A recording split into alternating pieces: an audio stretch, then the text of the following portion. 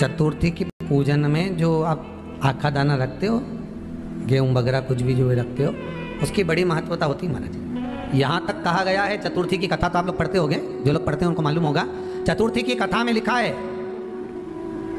चौथ माता के व्रत में वर्णन किया गया है कि वो आखा दाना जो रखा जाता है, मान लो कोई जरूरी काम होता है तभी आखा दाना को रखा जाता है, संभाल के रखते हैं कि हम इस काम के लिए जा रहे हैं और हमारा ये कार्य सफल होना चाहिए। तो जिसने चतुर्थी का व्रत करा है, जिसने चंद्रदेव का पूजन करा, चतुर्थी का व्रत करा, वो गणेश जी से विनती करके वहां से 2-4 आखा दाना उठा ले, और जो व्यक्ति का काम अटक रहा है अपने ही घर का, पर दूसरे कुल को नहीं देना, अपने कुल के अंतर्गत जो काम अटक रहा है उसकी जेब में, उसके पल्लू में उस चीज को रख दिया जाए। तो चतुर्थी जो अगली आती है, जैसे आप महीने की करते हो तो महीने की, और आप जैसे करते हो कि 4 अलग बड़ी बड़ी चतुर्थी करते हो तो उसके अनुसार आपका कार्य सिद्ध होता ही है। उस आखे दाने का इतना महत्व होता है क्योंकि चतुर्थी का व्रत करने वाली माता जब व्रत करती है तो स्वयं चतुर्थी की कथा में लिखा हुआ है कि पार्वती जी गणेश जी से चतुर्थी की कथा बचवाते हैं। तो चतुर्थी की कथा जब होती है तो उसको स्वयं गणेश जी बच रहे हैं। तो व्रत कौन सुन रही है? माता पार्वती। और आपने जो आखा दाना लिया वो गणेश जी के भाव से लिया, गणेश जी से निवेदन करके, विनय करके, प्रार्थना कर उसको प्राप्त किया। तो जिनकी यहाँ संपदा की कमी होती है, वैभव की कमी होती है, लक्ष्मी की कमी होती है, प्रतिष्ठा की कमी होती है,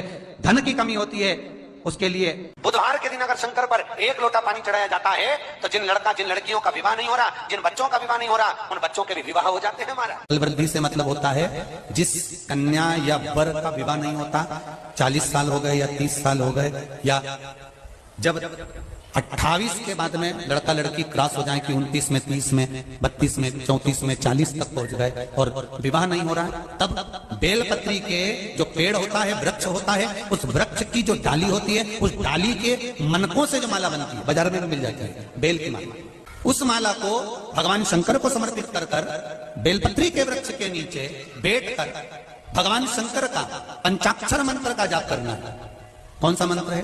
पंचाक्षर मंत्र कल बताया था, नमः शिवाय। अगर रसोई घर से भोजन में तुलसी डलकर अगर ठाकुर जी के सामने वो थाली रखी तो ये पक्का है वो थाली ठाकुर जी नहीं जीमेंगे, क्योंकि उसमें तुलसी रखी हुई आई है। हाँ, जब ठाकुर जी के सामने थाली रखा गई और तुमने थाली रखने के बाद में मंदिर के सामने बैठ के फिर तुलसी डाली तो ठाकुर जी उसको स्वीकार कर लेते हैं। क्यों?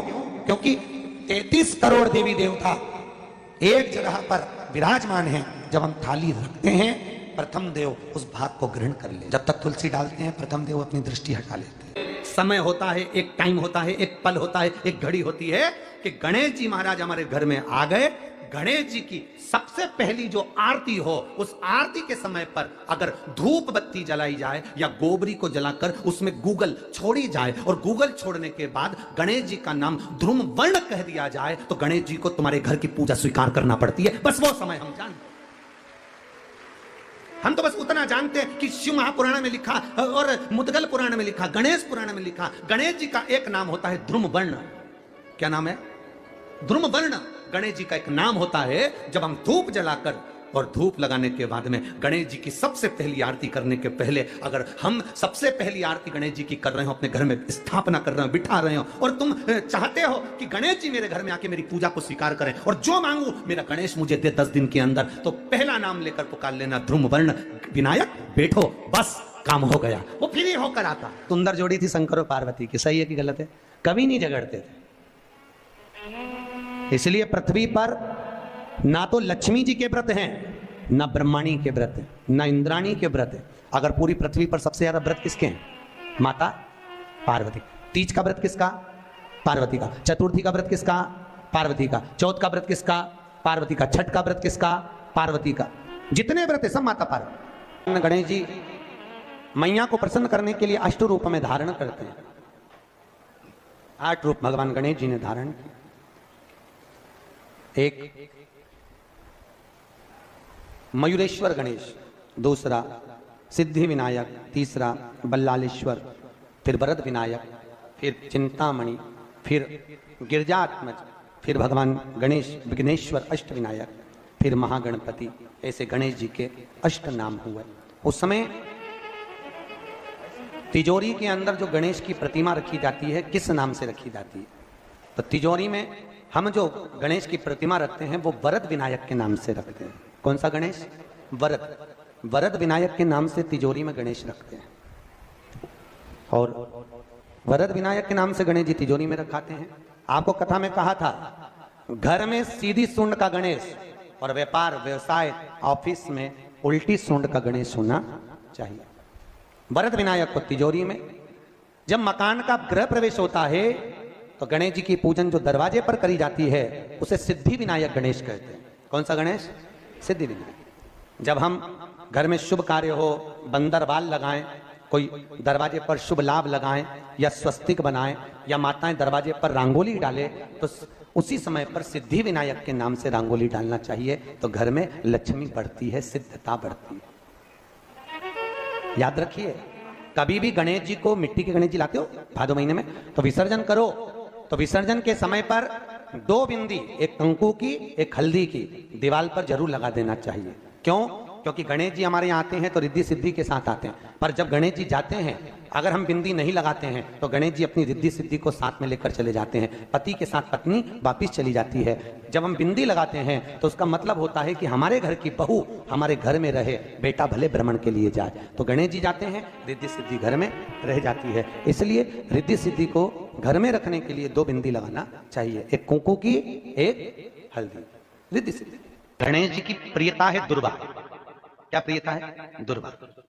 कितनी दुर्वा गणेश जी को समर्पित करी जाती है? मात्र 5। कितनी?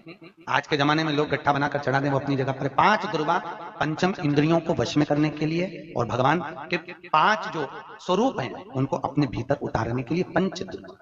और दुर्वा में भी 3 गांठ। जब दुर्वा समर्पित करी जाती है तो उसमें नीचे दुर्वा की डंडी पर गांठ रहती है, 3 छोटी छोटी गांठें होना चाहिए। चतुर्थी का जो व्रत करने वाली होती हैं, जो चतुर्थी का पूजन करने वाली होती हैं, उनके भीतर का एक भाव होता है कि जैसे ही शाम का समय आए चंद्रदेव का पूजन करें। चंद्र जब प्रकट हो जाए, कलश भर लिया, उसके नीचे आखा दाना रख दिया, चावल गेहूं जो भी आप रखते हो पूजन के लिए, ऊपर पात्र आदि रख दिया जलाशय, फिर अपन ने घी का दिया लगाकर पूजन भी कर ली। तो जो चतुर्थी का पूजन करने वाली होती है, जो चतुर्थी का नियम व्रत धारण करने वाली होती है, बड़ी बड़ी चतुर्थियां करती हैं या उसका नियम धारण करती हैं, तो चतुर्थी का जो पूजन करती है वो किस चीज के लिए? केवल संतान, पुत्र, परिवार, हमारा कुटुंब, हम जिस कुल में हैं, हमारा कुल वैभव की ओर बढ़े, संपदा की ओर बढ़े और उसकी आयु बढ़े, उसकी आयु बढ़े, वैभव बढ़े। बहुत ध्यान दीजिएगा महाराज। चतुर्थी की पूजन में जो आप आखा दाना रखते हो, गेहूं वगैरह कुछ भी जो रखते हो, उसकी बड़ी महत्वता होती है महाराज। यहां तक कहा गया है, चतुर्थी की कथा तो आप लोग पढ़ते होंगे, जो लोग पढ़ते हैं उनको मालूम होगा। चतुर्थी की कथा में लिखा है, चौथ माता के व्रत में वर्णन किया गया है कि वो आखा दाना जो रखा जाता है, मान लो कोई जरूरी काम होता है तभी आखा दाना को रखा जाता है। संभाल के रखते हैं कि हम इस काम के लिए जा रहे हैं और हमारा ये कार्य सफल होना चाहिए। तो जिसने चतुर्थी का व्रत करा है, जिसने चंद्रदेव का पूजन करा, चतुर्थी का व्रत करा, वो गणेश जी से विनती करके वहां से 2-4 आखा दाना उठा ले। और जो व्यक्ति का काम अटक रहा है अपने ही घर का, पर दूसरे कुल को नहीं देना, अपने ही कुल के अंतर्गत जो काम अटक रहा है उसकी जेब में, उसके मुंह में उस चीज को रख दिया जाए। तो चतुर्थी जो अगली आती है, जैसे आप महीने की करते हो तो महीने की, और आप जैसे करते हो कि 4 अलग बड़ी बड़ी चतुर्थी करते हो तो उसके अनुसार आपका कार्य सिद्ध होता ही है। उस आखे दाने का इतना महत्व होता है क्योंकि चतुर्थी का व्रत करने वाली माता जब व्रत करती है तो स्वयं चतुर्थी की कथा में लिखा हुआ है कि पार्वती जी गणेश जी से चतुर्थी की कथा बचवाती। चतुर्थी की कथा बाची किसने थी? स्वयं गणेश जी महाराज। और सुनी किसने थी? माता पार्वती। बाचने वाले गणेश जी थे, सुनने वाली माता पार्वती।